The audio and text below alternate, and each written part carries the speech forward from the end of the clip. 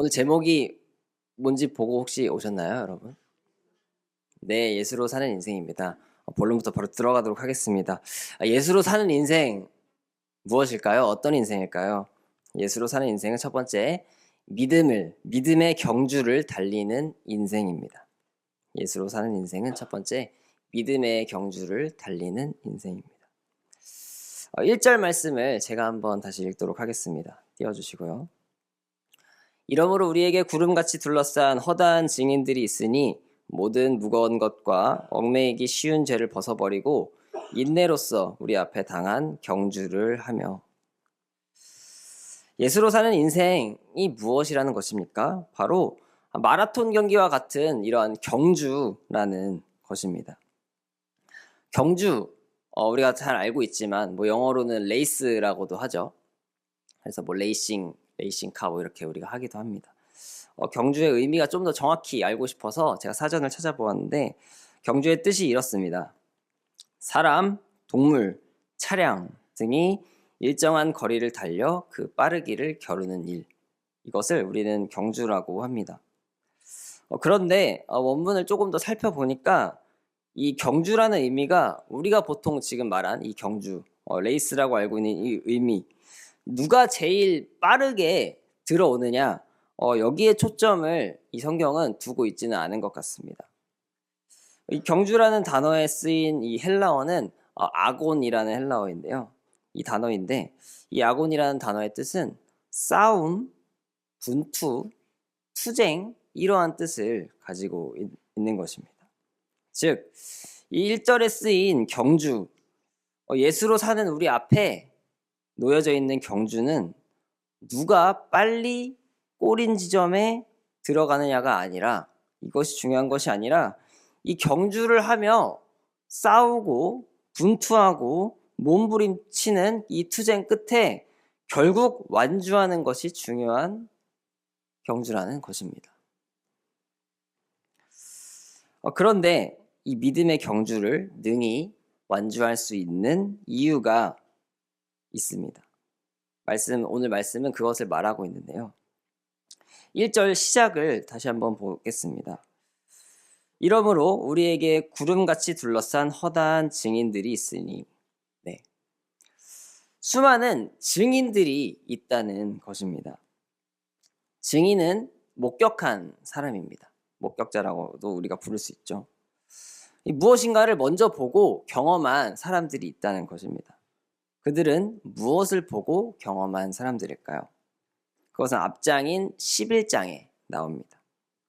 바로 그들은 믿음을 보고 경험한 사람들, 즉 그 믿음의 경주에서 실제로 믿음의 삶을 살아보고 그 결과를 경험한 사람들인 것입니다. 여러분들이 아마 많이 보셨을 그 히브리서 11장은 이렇게 시작합니다. 믿음은 바라는 것들의 실상이요 보이지 않는 것들의 증거니. 네. 그리고 그 구절 이후에 이제 그 믿음의 삶을 살았던 믿음의 조상들이 등장합니다. 저희가 지금 큐티하며 읽고 있는 그 창세기에 나오는 이 믿음의 인물들도 이 히브리서 11장에 많이 등장합니다. 저희 히브리서 11장 6절에서 12절 한번 띄워주시고 함께 한번 읽어보도록 하겠습니다. 함께 읽겠습니다. 시작. 믿음이 없이는 하나님을 기쁘시게 하지 못하나니 하나님께 나아가는 자는 반드시 그가 계신 것과 또한 그가 자기를 찾는 자들에게 상 주시는 이심을 믿어야 할지니라. 믿음으로 노아는 아직 보지 않은 일에 경고하심을 받아 경외함으로 방주를 준비하여 그 집을 구원하였으니 이로 말미암아 세상을 정죄하고 믿음을 따르는 의의 상속자가 되었느니라. 믿음으로 아브라함은 부르심을 받았을 때에 순종하여 장래의 유업으로 받을 땅에 나아갈새 갈 바를 알지 못하고 나아갔으며 믿음으로 그가 이방의 땅에 있는 것 같이 약속의 땅에 거류하여 동일한 약속을 유업으로 함께 받은 이삭 및 야곱과 더불어 장막에 거하였으니 이는 그가 하나님이 계획하시고 지으실 터가 있는 성을 바랐음이라. 믿음으로 사라 자신도 나이가 많아 단산하였으나 잉태할 수 있는 힘을 얻었으니 이는 약속하신 이를 믿으신 줄 알았음이라. 이러므로 죽은 자와 같은 한 사람으로 말미암아 하늘의 허다한 별과 또 해변의 무수한 모래와 같이 많은 후손이 생육하였느니라. 아멘. 아멘. 네. 방금 저희가 읽었던 이 본문에 말씀에 나왔던 인물들, 이 노아도 또 아브라함도 또 사라도 우리보다 먼저 그 믿음의 경주를 했던 사람들이었습니다. 노아는 어떤 믿음의 삶을 살았습니까? 저희가 큐티를 하면서 이제 좀 지났을 텐데요. 하나님께서 사람의 죄악이 가득함을 보시고 홍수로 심판하고자 하셨습니다. 하지만 노아에게는 은혜를 베푸셨습니다. 그래서 방주를 만들어서 노아와 그 가족들과 모든 살아있는 생물들을 암수 한 쌍 태우라고 하셨습니다. 세상 사람들이 보기에는 어처구니 없는 이런 말씀, 이상한 말씀, 그리고 보이지도 않는 이 하나님의 말씀, 심판. 보이지 않는 하나님의 심판의 말씀을 노아는 믿었고, 그리고 믿음을 가지고 결국 말씀대로 살았습니다. 방주를 짓고 순종한 것이죠. 하나님께서 하라고 하시는 대로. 그리고 노아와 그 가족들은 하나님의 심판 속에서 구원을 받았습니다. 아브라함과 사라는 또 어떤 믿음을 살았습니까? 믿음의 삶을 살았습니까? 아브라함은 믿음을 가진 그 믿음의 조상이었습니다. 우리 창세기 15장 5절에서 6절 한번 띄워주시고요. 이건 제가 한번 읽도록 하겠습니다. 그를 이끌고 밖으로 나가 이르시되 하늘을 우러러 무뼈를 셀 수 있나 보라. 또 그에게 이르시되 내 자손이 이와 같으리라. 6절 아브라함이 여호와를 믿으니 여호와께서 이를 그의 의로 여기시고. 네. 6절을 보니 아브라함이 어떻게 했나요? 하나님의 이 말씀, 너에게 너의 자손이 이 별과 같이 많을 것이다. 이 말씀을 아브라함은 어떻게 했나요? 네, 믿었던 것이죠. 그리고 그 믿음을 하나님께서 그의 의로 여기셨다고 하는 것입니다. 아브라함은 믿음을 가졌고 또한 사라도 물론 믿음이 부족했을 때도 있었으나 아브라함과 사라가 그렇게 나아갔을 때 하나님께서는 사라에게도 노년의 사라에게도 잉태할 수 있는 그러한 또 기적을 베푸셨습니다. 그럼으로써 그들을 통하여서 믿음의 조상을 통하여서 정말로 하나님이 말씀하신 대로 수많은 자손들이 그들을 통해서 나타나게 되었던 것이죠. 히브리서 11장 6절을 제가 한번 다시 읽어보도록 하겠습니다. 한번 띄워주시고요. 11장 6절입니다. 먼저 읽겠습니다. 믿음이 없이는 하나님을 기쁘시게 하지 못하나니 하나님께 나아가는 자는 반드시 그가 계신 것과 또한 그가 자기를 찾는 자들에게 상 주시는 이심을 믿어야 할지니라. 네, 여러분 이렇게 믿음의 삶, 믿음의 경주를 먼저 해낸 증인들이 있기 때문에 우리는 1절 말씀과 같이 모든 무거운 짐과 또 얽매이기 쉬운 이 죄를 벗어버릴 수 있다고 성경은 말하고 있는 것입니다. 또한 먼저 그 경주를 해낸 이들로 인하여 우리는 인내를 가지고 그 경주를 달리며 힘든 가운데 인내하고 참으며 우리 앞에 놓인 경주를 할 수 있다는 것입니다. 사랑하는 성도 여러분, 이 믿음의 증인들, 성경에 나오는 믿음의 증인들, 또한 또 여러분들이 알고 계시는 믿음의 선배들, 믿음의 증인들을 통하여서 우리에게 놓인 그 경주를 잘 감당해내시길 소망합니다. 네. 그런데 오늘 본문은 더 중요한 이야기를 하고 있습니다. 그 경주를 완주할 수 있는 또 하나의 방법, 또 한 명의 증인에 대해서 말하고 있는 것입니다. 2절 말씀인데요. 우리 2절 말씀 함께 읽도록 하겠습니다. 상반절만 함께 읽도록 하겠습니다. 2절. 네. 됐나요? 네. 읽도록 하겠습니다. 시작. 믿음의 주요 또 온전하게 하시는 이인 예수를 바라보자. 그는 그 앞에 있는 기쁨을 위하여 십자가를 참으사 부끄러움을 개의치 아니하시더니 하나님 보좌 우편에 앉으셨느니라. 아멘. 아멘. 네.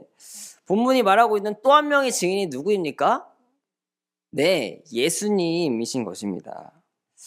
믿음의 경주를 완주하기 위해 예수 그리스도를 바라보라는 것입니다. 예수 그리스도가 그런데 예수 그리스도가 어떤 분이시기에 예수를 바라보면 이 경주를 우리는 완주할 수 있는 것일까요? 2절 말씀 상반절을 제가 다시 읽겠습니다. 믿음의 주요 또 온전하게 하시는 이인 예수를 바라보자. 예수님을 지금 말씀은 어떻게 소개하고 있습니까? 네, 믿음의 주요 또 온전하게 하시는 이인이라고 말하고 있습니다. 그런데 이것을 영어 성경으로 보면요, 믿음의 주요 또 온전하게 하시는 일을, 영어 써서 죄송합니다. 맨날 써가지고, 네. The founder and the perfecter of our faith라고 말합니다. 다시 말하면 예수님을 믿음의 창시자요, 그리고 믿음의 완성자라고 지금 말하고 있는 것입니다. 이것이 실제적인 뜻입니다. 즉 믿음의 주요 또 온전하게 하시는 이인 예수를 바라보자라는 말은 믿음의 창시자시요 또 믿음의 완성자이신 예수를 바라보자라는 말씀인 것입니다. 믿음을 시작하여 세우신 분도 예수, 그리고 또 그 믿음을 마침내 완성하시는 분도 예수 그리스도라는 것입니다. 따라서 우리가 믿음의 경주를 해내기 위해서는 그 믿음을 처음으로 세우셨고 또 믿음을 완성하신 분을 바라보아야 한다는 것입니다. 우리에게 좀 더 와닿게 생각해 본다면 이렇습니다. 경주는 시작도 있고 끝이 있죠. 시작과 끝이 있습니다. 마라톤 경기를 한번 떠올려 보시면 좋겠습니다. 예수 그리스도께서 우리를 만나주시고 우리에게 믿음을 선물로 주심으로 우리의 그 믿음의 마라톤이 시작된 것이죠. 시작이 되었습니다.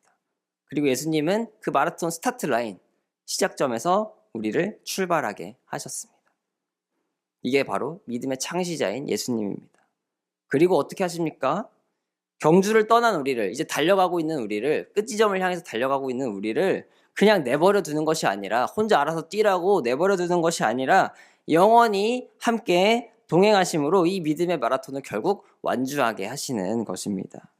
결승선, 그 피니시 라인을 마침내 통과하게 하시는 것입니다. 이것이 믿음의 완성자 예수님인 것입니다. 사랑하는 여러분, 나와 함께 걷고 뛰고 계시는 그 예수님을 바라보시며 경주를 해나가시는 저와 여러분들이 되시길 소망합니다. 이것이 바로 믿음의 경주를 완주할 수 있는 비결인 것입니다. 그런데 예수님을 바라보는 것이 왜 또 완주할 수 있는 비결인지 성경은 이어서 또 말씀하고 있습니다. 2절 하반절인데요. 요건 한번 한 목소리로 같이 읽어볼까요? 그는 2절 한번 띄워주시고요. 그 앞에부터 죄송합니다. 둘째 줄부터 한번 읽도록 하겠습니다. 시작. 그는 그 앞에 있는 기쁨을 위하여 십자가를 참으사 부끄러움을 개의치 아니하시더니 하나님 보좌 우편에 앉으셨느니라. 아멘. 네, 예수님을 바라보는 것이 왜 또 완주할 수 있는 비결이 됩니까? 무엇입니까? 예수님도 우리처럼 믿음의 경주를 하셨다는 것입니다. 참 하나님께서 육신이 되어 참 사람이 되셔서 믿음의 경주를 살아내신 것입니다. 방금 우리가 읽은 말씀처럼 그는 그 앞에 있는 기쁨을 위하여 십자가를 참으사 부끄러움을 개의치 아니하시더니 하나님 보좌 우편에 앉으셨다는 것입니다. 예수님 역시 믿음의 경주를 하며 하나님이 주시는 그 기쁨을 바라보고 십자가로 대표되는 그 고통과 부끄러움을 참으시며 결국에는 완주하셨다는 것입니다. 예수님께서 지금 하나님 우편에 앉으셔서 우리와 또 만물과 이 교회를 통치하고 계시지만 올라가시기 이전에 이 땅에서 우리와 같이 이 믿음의 경주를 똑같이 하시고 완주하셨다는 것입니다. 사랑하는 성도 여러분, 예수님께서 사람의 인생을 똑같이 우리와 사시고 고통을 겪으시면서 그 믿음의 경주를 완주하셨다는 사실이 우리가 하는 이 믿음의 경주에서 위로가 되시길 소망합니다. 먼저 그것을 경험하시고 또 완성하신 분이 지금도 우리와 함께 동행하고 계시다는 그 사실이 우리 모두에게 힘이 되기를 소망합니다. 네. 그런데 우리에게 놓인 이 믿음의 경주, 우리가 걸어가는 이 성도의 삶이라는 레이스는 참 쉽지 않은 여정입니다. 피곤하시죠? 저는 어때 보이나요? 네. 고되시죠? 네, 지치시죠? 네.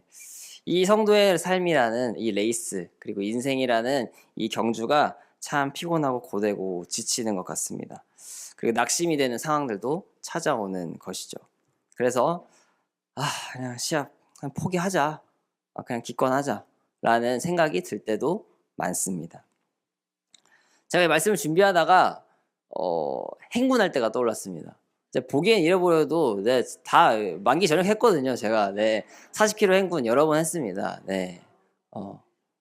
이런 반응은 아닌데 네. 행군을 처음 했을 때가 아직도 기억납니다. 훈련소에서 끝이 안 나는 거예요. 그 비도 와가지고 그 판초우위라고 우위 있거든요. 입으면 진짜 좀 불쌍해 보이는 그 우위가 있습니다. 판초우위라고.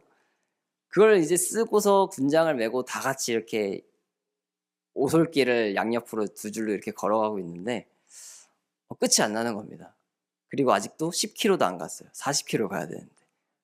그래서 무슨 생각을 하면서 걸었는지 모르고 정말 그 바지에 넣었던 그 건빵 하나씩 몰래 먹으면 안 되거든요. 몰래 근데 비가 오고 어둡고 판초일 썼으니까 몰래 먹을 수 있는 거예요. 그래서 몰래 야금야금 먹으면서 그렇게 견뎠던 그런 시간들이 생각이 났습니다. 그런 어떤 행군과 같은 레이스, 힘들고 지치고 끝나지 않을 것 같은 그러한 시간을 우리가 보내고 있는 것이죠. 또 직장 생활을 할 때도 제가 생각이 났는데요. 제가 직장 생활할 때 저희 그 팀의 과장님이 이제 경상도 분이셨습니다. 그런데 믿음 생활 하시는 분은 아니셨어요. 그런데 거의 매일 그리고 거의 시시때때로 혼잣말로 하시는 말이 뭐였냐면 되다.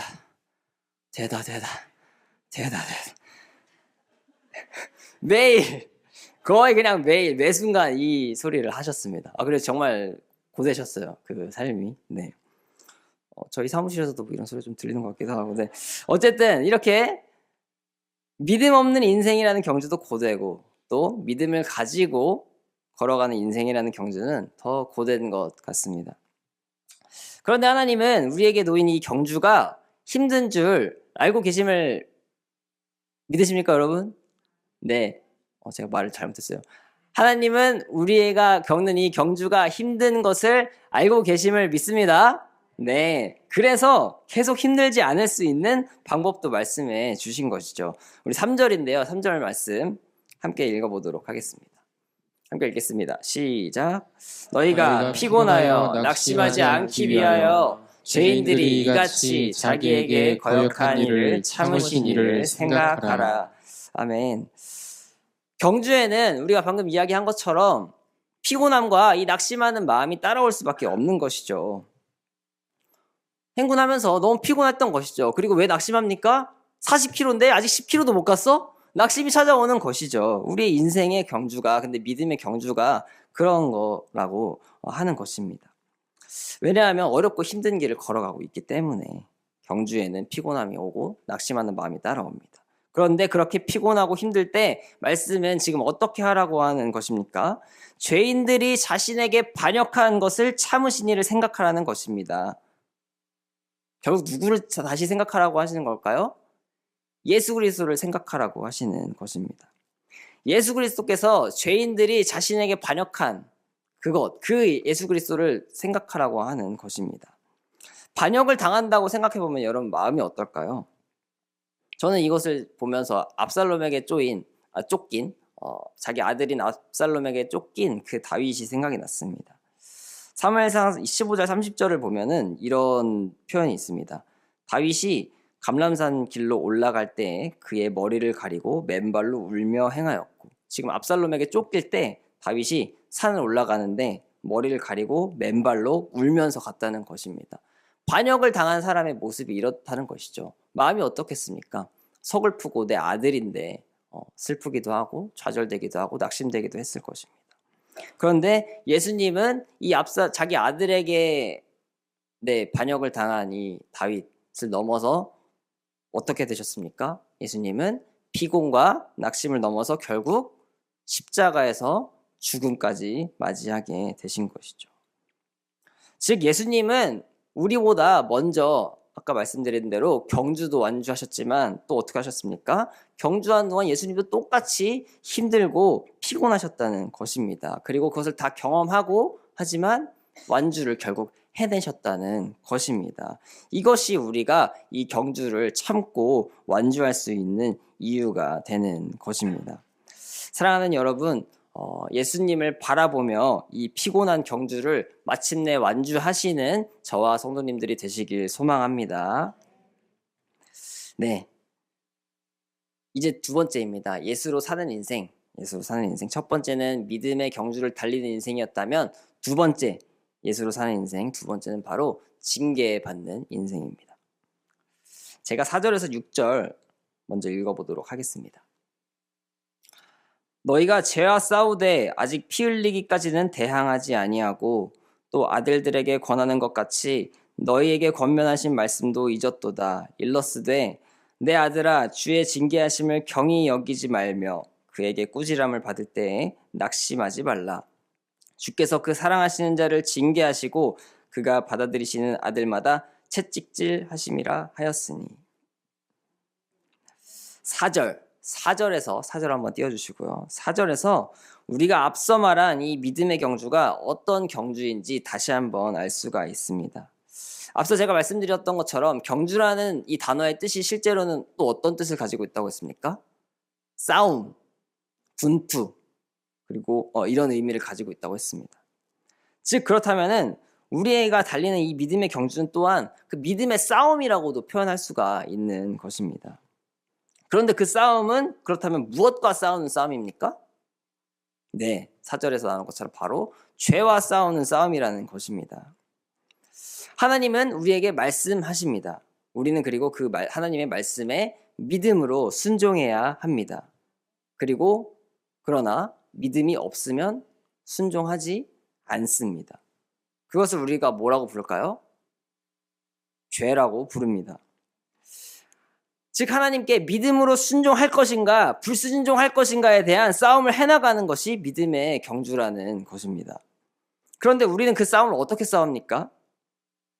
하나님을 의지하며 신뢰하며 몸부림치고 땅을 치고 애를 쓰면서 우리의 죄성과 싸워 나가야 하는데 4절 말씀을 보면 피 흘리기까지는 그렇게까지는 싸우지 않는다는 것입니다. 그것이 4절의 내용입니다.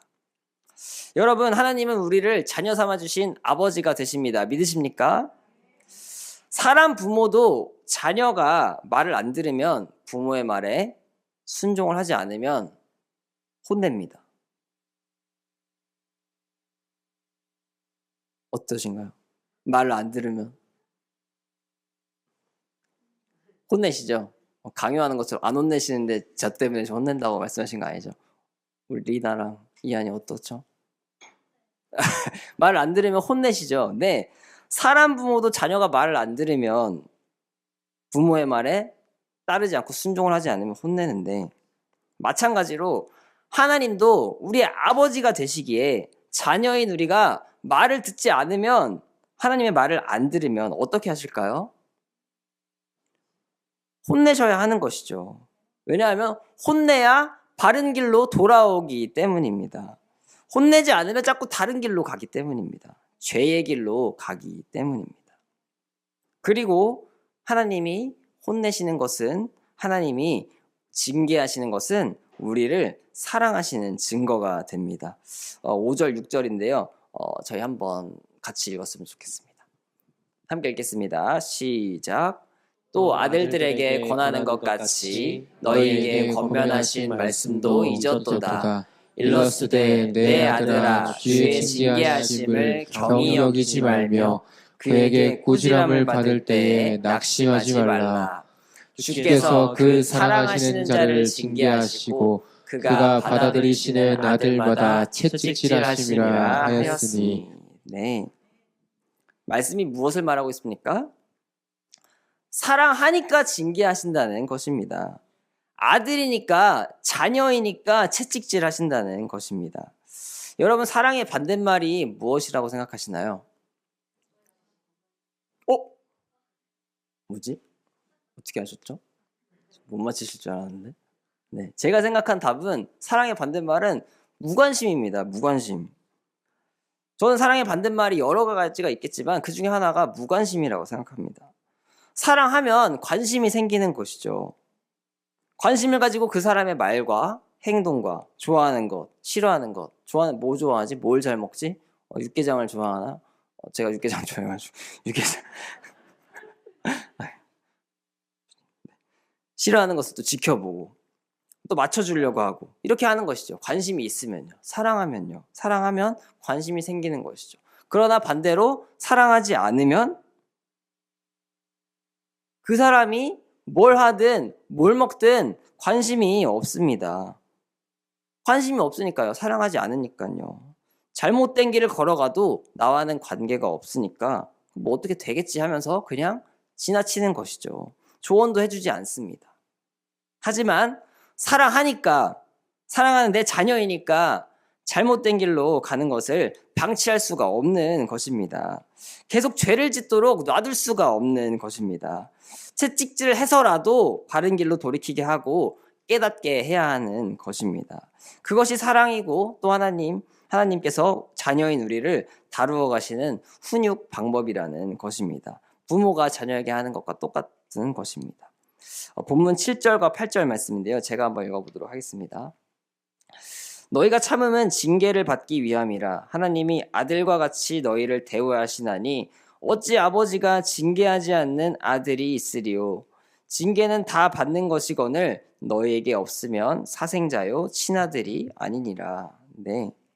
이 7절 너희가 참음은 징계를 받기 위함이라. 이것을 좀 더 풀면 어떤 말씀이냐면 이것은 너희가 견뎌야 하는 징계이다 라고 말할 수가 있습니다. 근데 아들이니까요, 자녀이니까 부모가 훈육하는 이 징계를 받아야 하는 것이죠. 또 8절 징계는 다 받는 것이거늘 너희에게 없으면 사생자요 친아들이 아니니라. 사생자가 여러분 어떤 의미입니까? 사생자? 네, 저도 이제 알고는 있지만 좀 더 자세하게 보려고 봤는데요. 법적 혼인관계가 아닌 사이에서 태어난 자녀입니다. 네. 그래서 중요한 것은 무엇일까요? 그게 중요한 게 아니고 중요한 것은 이 사생자는 친자와 동등한 권리를 가지지 못한다는 것입니다. 네. 그런데 지금 말씀은 뭐라고 말하는 것입니까? 징계가 없으면 친아들이 아니고 사생자라는 것입니다.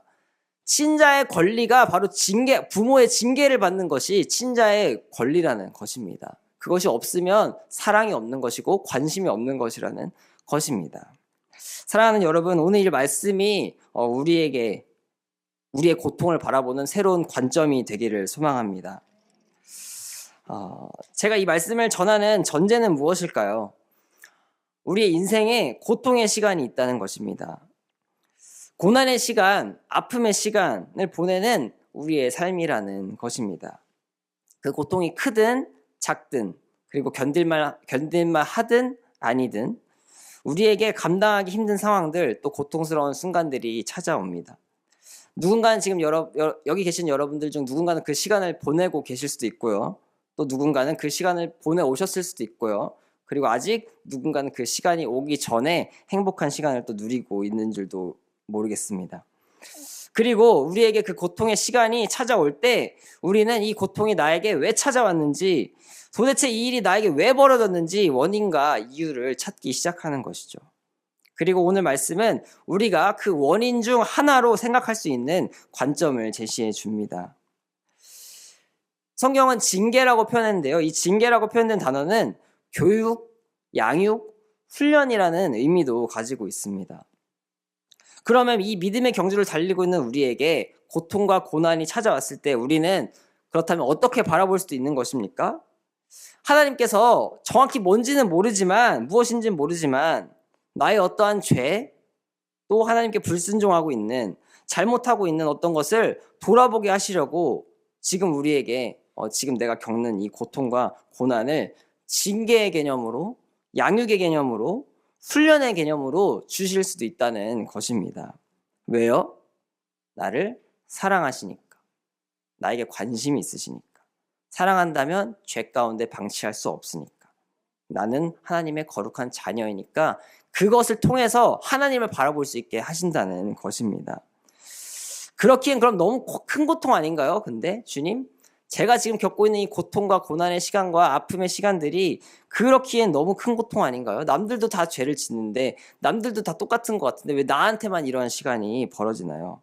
그렇게 생각하기엔 너무 감당하기가 힘든 지금 시간을 보내고 있는데요, 라고 생각할 수도 있습니다. 우리는 정확히 모릅니다. 하나님만 아십니다. 고통을 겪는 자신도 명확히 모르고 또 남들이 그것을 너 그 하나님 징계하시는 거야 라고 판단을 해서는 더더욱 안 됩니다. 그러나 그 고통과 아픔, 징계가 나의 바로 그 죄 때문인지 내가 계속 해온 잘못 때문인지 분명히 알 수는 없습니다. 그러나 오늘 말씀이 분명하게 말씀하고 있는 것은 하나님은 오직 우리의 유익을 위하여 우리를 징계하신다는 것입니다. 그 시간이 너무나 고통스럽고 힘들지만 우리의 유익을 위한 하나님의 우리를 다루어 가시는 방식이며 양육 방식이며 훈련 과정이라는 것입니다. 오늘 본문 9절에서 11절 말씀 저희 띄워주시고 한 목소리로 함께 읽어보도록 하겠습니다. 함께 읽습니다. 시작. 또 우리 육신의 아버지가 우리를 징계하여도 공경하였거든. 하물며 모든 영의 아버지께 더욱 복종하며 살려 하지 않겠느냐. 그들은 잠시 자기의 뜻대로 우리를 징계나 하였거니와 오직 하나님은 우리의 유익을 위하여 그의 거룩하심에 참여하게 하시느니라. 무릇 징계가 당시에는 즐거워 보이지 않고 슬퍼 보이나 후에 그로 말미암아 연단받은 자들은 의와 평강의 열매를 맺느니라. 아멘. 고통 가운데 우리는 즐겁지 않고 슬픕니다. 그러나 하나님이 나를 여전히 사랑하고 계시는구나, 나에게 관심이 있으시구나, 이 고통도 어쩌면 나를 사랑하셔서 나를 더 이상 엇나가지 않게 하시려고 주신 시간이구나 라고 생각한다면 나는 이 고통을 통해 더욱더 하나님께 나아갈 수 있게 되는 줄 믿습니다. 우리에게 새해 선포된 말씀, 하나님께 가까이 함이 내게 복이라. 이 고통의 시간을 통하여서 하나님께 가까이 나아가게 된다면, 이것을 통하여서 하나님께 가까이 매달리고 무릎 꿇게 된다면 그것이 나에게 복인 줄 믿습니다. 왜냐하면 복은 어떠한 풍요와 상황의 변화와 기적이 아니라 하나님과 함께하는 것 그 자체가 복이기 때문입니다. 고통과 고난의 시간을 보내고 계시는 사랑하는 성도 여러분, 하나님은 아버지로서 사랑하는 자녀를 양육해 가십니다. 믿으십니까? 그렇게 이 어려운 시간을, 이 믿음의 경주를 하나님과 함께 동행하심으로 완주하시는 저와 성도님들 되시길 소망합니다. 네, 말씀을 맺도록 하겠습니다. 예수로 사는 인생, 오늘 본문을 통하여서, 오늘 말씀을 통하여서 예수로 사는 인생이 어떠한 것인가 저희 함께 살펴보았습니다. 예수로 사는 인생 첫째는 바로 믿음의 경주를 달리는 인생입니다. 경주를 하는 가운데 피곤하며 또 낙심이 찾아옵니다. 그것이 우리의 인생이고 우리 앞에 놓인 믿음의 경주입니다. 그 가운데 믿음의 경주를 먼저 완주하시고 십자가 고통과 죽음까지 참으신 이 예수 그리스도를 바라보시는 우리 모두가 되기를 소망합니다. 또한 예수로 사는 인생은 둘째 무엇입니까? 바로 징계받는 인생입니다. 징계는 나를 사랑하시기에 하는 것입니다. 나를 사랑하시기에 지금 나를 멈추시고 또 나를 움직이게도 하시고 하나님을 바라보게 하시는 것입니다.